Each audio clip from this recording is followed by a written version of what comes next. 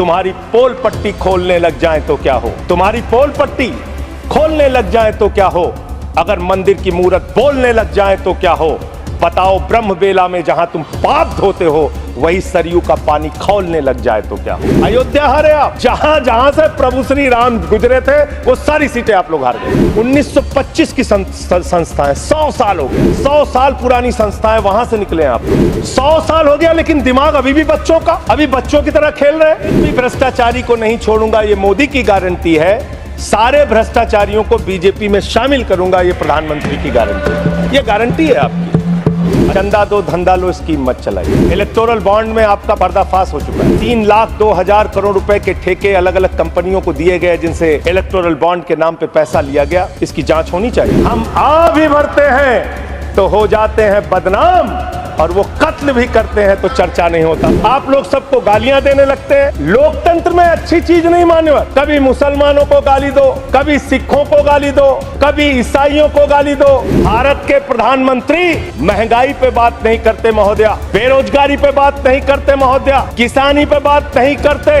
इस देश के अंदर अग्निवीर योजना के कारण भारत की सीमा को कमजोर करने का आपने काम किया, उस पर बात नहीं करते। भारत के प्रधानमंत्री बड़े अफसोस के साथ कहना पड़ रहा है, कभी मुगल पे बात करते हैं, कभी मटन पे बात करते हैं, कभी मदरसा पे बात करते हैं, कभी मछली पे बात करते हैं, और हद तो तब हो गई जब देश के प्रधानमंत्री मुजरा जैसे शब्द का इस्तेमाल करते हैं। शर्म आती है, दुनिया के सबसे बड़े लोकतंत्र के प्रधानमंत्री ऐसी भाषा का इस्तेमाल कर रहे हैं। इस चुनाव के अंदर हमने देखा विपक्ष के नेताओं को पकड़ पकड़ के कैसे जेल में डाला गया। ईडी का, सीबीआई का, जांच एजेंसियों का दुरुपयोग करके राज्यों के मुख्यमंत्री को जेल में डाला गया, मंत्रियों को जेल में डाला गया। इस चुनाव में हमने देखा हमारे दिल्ली के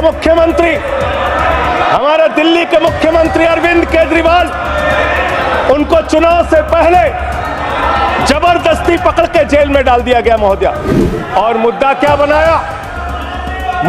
बनाया? तथाकथित शराब घोटाला। आज मैं आपके सामने इस सदन में बताना चाहता हूं महोदया, शराब घोटाला किसने किया? शराब घोटाला शरद रेड्डी से 60 करोड़ रुपए की रिश्वत लेने वाले भारतीय जनता पार्टी के लोगों ने किया है। आप लोगों ने इलेक्टोरल बॉन्ड के जरिए चंदा लेने का काम, रिश्वत खाने का काम, भ्रष्टाचार करने का काम। आपने बात की कि आप 5वीं सबसे बड़ी अर्थव्यवस्था बन गए दुनिया में। बहुत अच्छी बात है, मैं आपको शुभकामनाएं देता हूं। भारत को दुनिया की पहली नंबर की अर्थव्यवस्था बनाई, हम सब खुश होंगे। लेकिन इसके साथ साथ प्रति व्यक्ति आय के मामले में आप कहां खड़े हैं? प्रति व्यक्ति आय के मामले में आप 141वें नंबर पर खड़े हैं, 141वें नंबर पर। 5वीं बड़ी अर्थव्यवस्था किसके लिए मान्यवर? चंद पूंजीपतियों के लिए, जिनका लाखों करोड़ रुपए बैंक का कर्जा माफ किया गया। ये किसके लिए मान्यवर?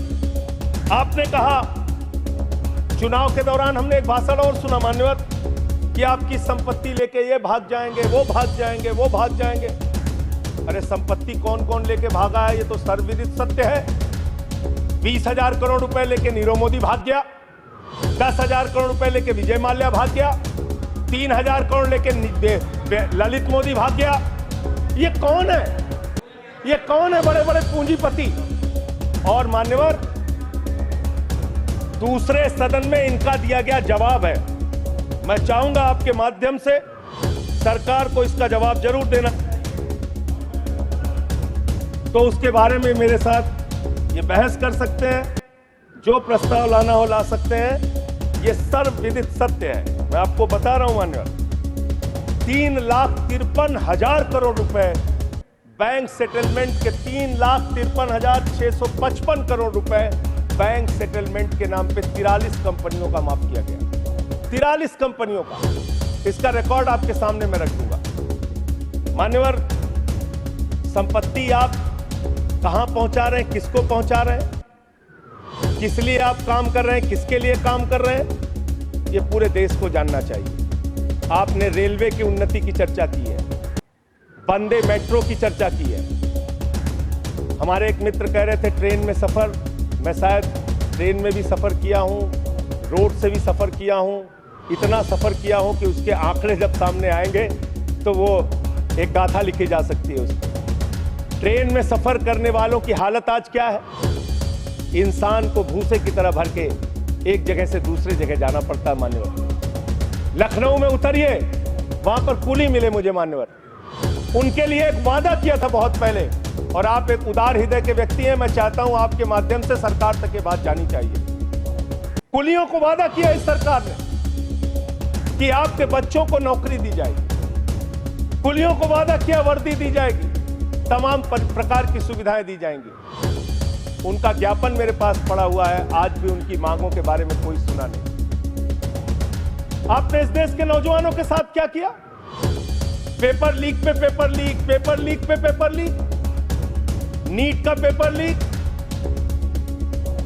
उत्तर प्रदेश में दरोगा की भर्ती का पेपर लीक, गुजरात में पेपर लीक, राजस्थान में पेपर लीक, बिहार में पेपर लीक।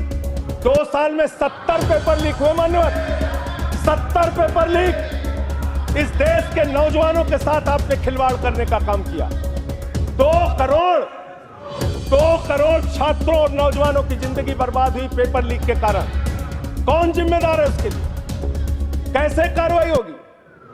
आप कमेटियां बनाते हैं। एनटीए जो एग्जाम करा रहा है, मैं ये मांग करता हूं आपके माध्यम से उस एनटीए के अधिकारियों की जांच होनी चाहिए, और उन लोगों की जांच कराकर जो लोग भी इसमें शामिल हैं उनको गिरफ्तार करके जेल में डालिए और एनटीए को भंग कीजिए मान्यवर, क्योंकि बार बार जब एनटीए एग्जाम करा रहा है पेपर लीक हो रहा है। ये बड़ा सवाल है।